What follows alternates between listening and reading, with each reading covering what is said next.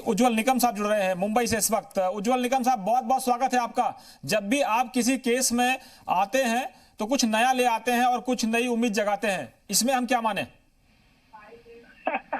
देखिए, मैं हमेशा सच बात कहता हूं। कोर्ट में भी मैं हमेशा अभियोग का पक्ष से चलाता हूं। अगर मुझे कहीं लगा कि मुलजिम के खिलाफ कोई सबूत नहीं है तो कोर्ट में भी मैं बात ये कहता हूं कि मुलजिम के खिलाफ सबूत नहीं, उसे रिहाई की जाए। ये कई मामले में मैंने ये किया है, क्योंकि आखिर सच हमेशा ढूंढना होता है जी। और कोई भी निर्दोष व्यक्ति को किसी को भी सजा देना ये गलत है, ऐसा हमारा कानून भी मानता है। जी, तो आज क्या कहेंगे कि अगर सीबीआई ने जो फैसला किया है, हम ये माने कि सुशांत सिंह के परिवार को, सुशांत सिंह के फैंस को और सुशांत सिंह से जुड़े वो लोग जो उम्मीद लेकर आते हैं, जो सपना लेकर आते हैं, छोटी छोटी जगहों से आते हैं, उनको अब भरोसा हो कि सीबीआई कुछ सही कर पाएगी? देखिए, पूरा देश एक उलझन में था, सच और झूठ क्या है। क्योंकि सच और झूठ का झगड़ा हमारे देश में सुशांत सिंह के मृत्यु के बाद इस तरह से फैला गया था कि लोगों को एक मन शक पैदा हुआ, क्या सुशांत सिंह ने आत्महत्या थी या हत्या थी? अगर आत्महत्या थी तो क्यों आत्महत्या की और इसकी वजह क्या थी? और जिस तरह से चैनल पे चल रहे थे स्टेटमेंट्स, लोगों के गवाहदार बात कह रहे थे और लोगों के मन में शक गहरा हो जाता था।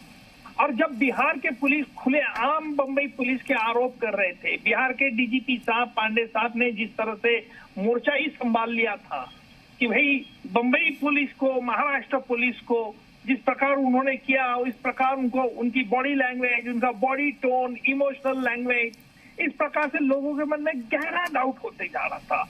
और महाराष्ट्र पुलिस, बंबई पुलिस ने इसका कोई इंकार नहीं किया, कोई जवाब नहीं देते। मैं मानता हूं कि इन्वेस्टिगेटिंग एजेंसी कभी भी अपने पत्ते नहीं खोलते थे और ये मुंबई पुलिस का भी एक ठीक था। मैं उनको काफी समझता हूं कि समझदार है, इसलिए समझदार है कि उन्होंने अपनी इंक्वायरी के पत्ते नहीं खोले। लेकिन जब वो आरोपी के कटघरे में आ गए, जब वो शक के घेरे में आ गए, तब उन्होंने अपना पत्ता खोलना चाहिए था। उन्होंने साफ साफ कहना चाहिए था कि 174 की इंक्वायरी जो चल रही थी उसका नतीजा क्या हुआ, मैजिस्ट्रेट के पास रिपोर्ट क्यों नहीं भेजी, क्यों उन्होंने किया।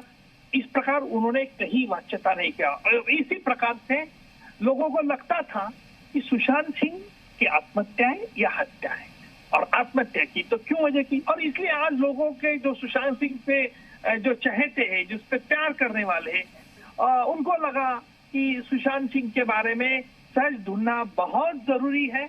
और जरूरी इसलिए है कि दूध का दूध और पानी का पानी निकालना चाहिए। लेकिन आज मैं खुश इसलिए हूं कि सीबीआई के पास तो ये मामला जांच का सौंपा गया है।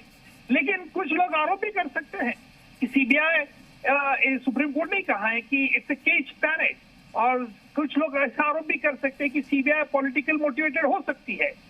और इसलिए ये मॉनिटर, सुप्रीम कोर्ट मॉनिटर ने सीबीआई की इन्वेस्टिगेशन जांच होनी चाहिए थी।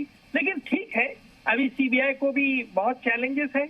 जो बंबई पुलिस ने इंक्वायरी टू डेट जो सबूत इकट्ठे किए उनको तलाशना है, उसमें क्या सच है क्या झूठ है उसको ढूंढना है। और ये पूरा सुशांत सिंह का मामला सर्कमस्टेंशियल एविडेंस पे आधारित है।